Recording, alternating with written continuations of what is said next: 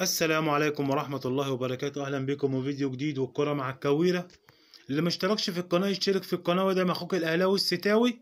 في بداية الفيديو حابب نصلي على النبي ونزيد النبي كمان صلاة، وندعي لأمواتنا وأموات المسلمين بالرحمة، وندعي لشهدائنا في فلسطين. طبعا كلنا شفنا القرار. اللي كان مستني غير كده يا رب يبقى راجل زنطور وراجل أهطل. اللي كان مستني غير كده يبقى راجل أهطل زي الزملكاوية كده. اتصور بتوع بيراميدز دي عاملة زي إيه؟ بص، شفت الصاحب السوي اللي قاعد جنبك يقعد ينكشك يقول لك عاكس البت دي، جر شكل الواد ده، اضرب الواد ده وهو حاطط ايده في بقك، يديك سندوتش، يديك 5 جنيه، يعزمك على حاجة. هو ده بيراميدز. عمل كده للزمالك. الزمالك يرقص له ممدوح يا عيد ممدوح يا سوسو، راحت فلوسه. ايه؟ بعتوا الماتش. بعد الماتش سددتوا الغرامة بتاعت خالد بوطيب. هتبيعوا برضو ماتش الكاس وهتسدوا غرامة باتشيكو عشان هو مش راضي يقسطها. بس انت رخيص، انت راجل رخيص، طالع بتتكلم ليه؟ انت عارف اللائحة اتغيرت من اكتوبر 2024. انت عندك علم بالكلام ده؟ اتحداك ان كان عندك علم بالكلام ده. اتحداك ان كان انت عندك علم ان اللائحة اتغيرت. طبعا هتطلعوا بقى تقعدوا تزيتوا وتهيسوا، واللي يقعد يقول لك اصل البلد ما فيهاش ايوه يا عم، انا البلد يا عم، انا البلد يا رفاعي. عايز تحسبها كده احسبها كده. انت عايز تحسبها كده احسبها كده. عايز تروح المحكمة روح المحكمة، انت كده كده عارف طريقها. روح يا باشا وانا معاك، وخد بيراميدز معاك. شوف هتركب لها منين اقرب موقف ليها وروح. انت بتتكلم في ايه يا باشا؟ انت بتتكلم في ايه؟ ذكاء اصطناعي ايه وبتنجان ايه وقرعة ايه هنشتغل بعض. الاهلي لو كان وصل للفيفا كان لغالكوا الدوري ده خالص.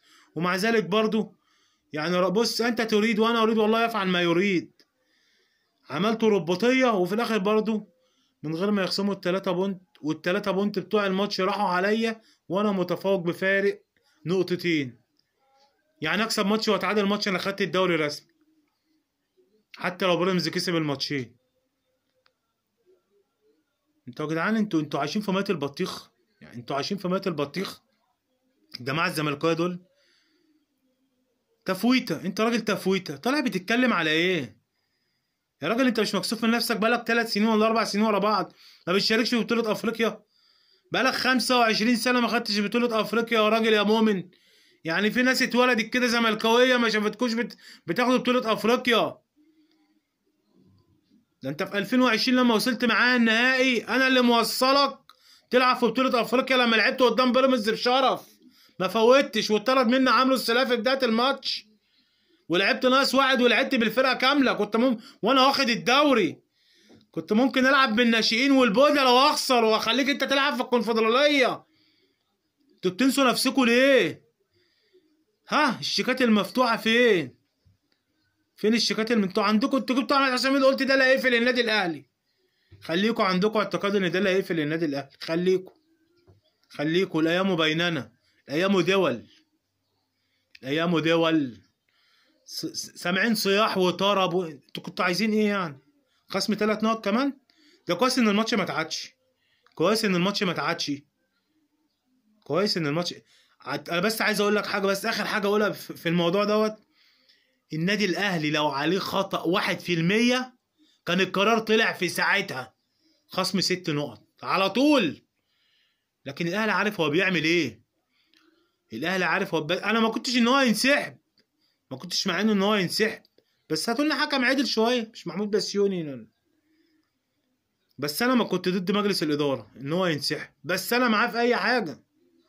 انا مع النادي الاهلي في اي حاجه. انا عارف وحاطط ثقه 1000000% ان الناس دي ما بتعملش اي حاجه الا في مصلحه النادي الاهلي، وانا مغمض كده انا معاه. عكسكم كل واحد بيعمل لمصلحته. يا رب تكونوا فهمتوا بقى، يا رب تفهموا بقى. ايه ده؟ احنا بنعمل ايه يا جدعان؟ ياه سلام.